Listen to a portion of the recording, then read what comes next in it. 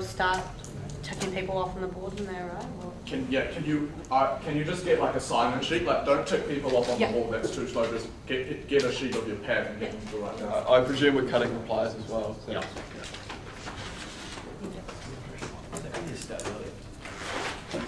If it's possible. Is it possible though?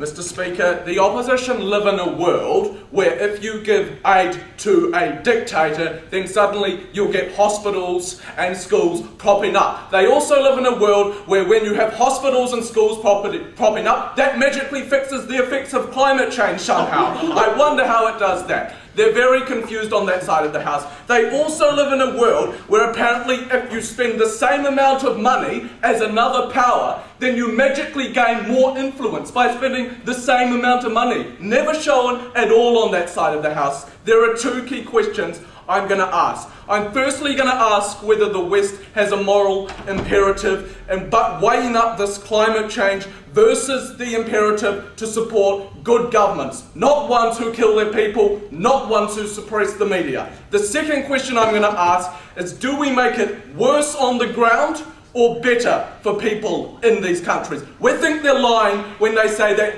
New Zealand and Australia don't give Pacific Islands aid. The New Zealand government just released a policy that directed more aid into the Pacific and less away from other countries. We're not going to let them get away with lying.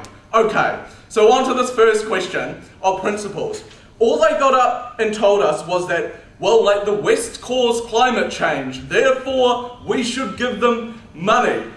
Okay, firstly, we don't think that this money is going to be spent particularly on climate change policies itself, right? Why? Because the consequences of climate changes are things like like rainfall or disasters, and they're not something that can be easily identified by giving money to like some individual who you thought it wouldn't go to the government. It does, but even if you didn't, if you're giving money to some individual, we think in countries where you've got particularly low levels of income that it's not going to be spent on like moving them out of that country.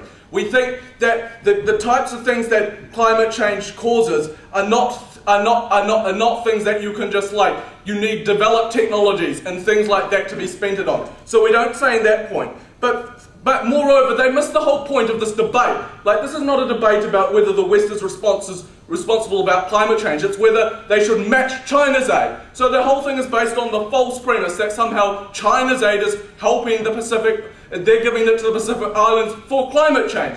China is the worst polluter in the world, Mr. Speaker. And when they got up and said, oh no, the reason there's environmental problems is because actually China has influence in that area, and you said, now the West will be really nice. That's not true, because your whole case is based on the idea that the West is not good for the environment, and that they are the ones causing the problems at the moment. So that just falls over. Moreover, we gave you a better moral imperative. We said currently there is action happening in the world stage. What's happening is that you have dictators in Tonga and Fiji, quite simply. And what happens is that the West has imposed lots of sanctions on them, like the fact sports teams can't travel there, like the fact that if you're a member of the Fijian military, you're not allowed into New Zealand. What we say is that when you drop those and you give them more aid, you validate the struggle towards the power of those dictators.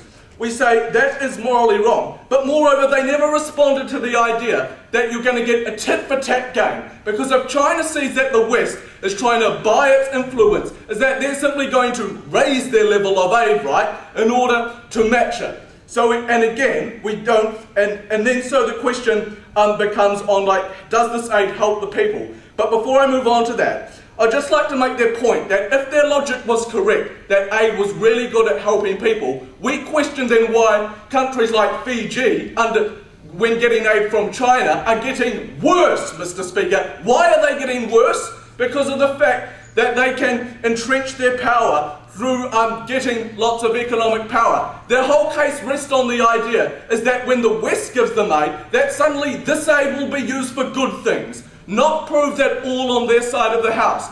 The fact just because the money comes from Chinese people instead of Western people doesn't mean that magically like it'll just go to good people. Okay, so let's move on to this issue of whether you make it worse or better for people on the ground. And what we say currently is that the West needs leverage. So New Zealand and Australia are currently giving aid. And we can cut this. And we say they just asserted that, you know, that doesn't work. But Mr. Speaker, we would point you to the example of Zimbabwe, where actually Mugabe, who was in power, and the opposition leader, Morgan, I can't quite pronounce his last name, yeah, and what happened was that because their country was going poor and needed lots of aid, they actually came together in a joint power sharing agreement. So we don't think it's true just to say it doesn't work. But more importantly, what we say is that dictators don't spend their aid on nice things like hospitals and schools. Kurt got up in here and said, oh no, that's not true, you misunderstood how it works. But the thing is that even if what in their dreamland that the aid went to the really desperate people, what happens is that the government, the dictator there, can quite easily identify that. They'll be like, oh, suddenly they're getting rich, they've got money, let's go and raid them, let's go and suppress them. So we say that given the simple fact that dictators have a coercive monopoly on force within that area, allows them to control where whoever gets that aid, and even if it doesn't go to them, they'll eventually get it off them by, I don't know, like going and taking their food off them, going and taking their children off them. We say that's not good enough. We say those are substantial harms when you're entrenching the power of the dictators. We say in doing so, you only legitimate the game. They never proved to us that it would be used in like good ways and ever. Like they just asserted that it was to build hospitals and to build roads, but they never actually told us whether aid gets used in this way or not, because we say the empirical evidence in the Pacific Islands is that it doesn't get used that way. They wanted to sort of make out that what the West could actually do was actually like jump into these countries when they're giving the name and say, well, let's have a democracy and let's have all these nice things. But the fact is that aid is a monetary transfer, despite what Kurt wanted to tell us. So what do you have to ask yourself at the end of the debate, Mr. Speaker? You have to ask yourself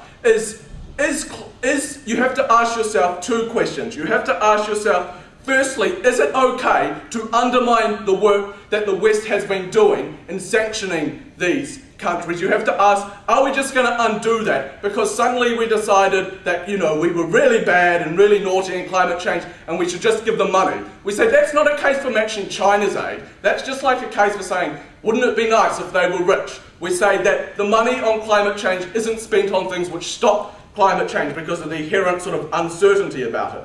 But secondly, you have to ask yourself about the situation on the ground, and do you make it better or worse for those people? We say you entrench the dictatorship. We say it's a nonsense just to assert that it'll be spent on things. We've shown you it hasn't. We've shown you why we've won this debate.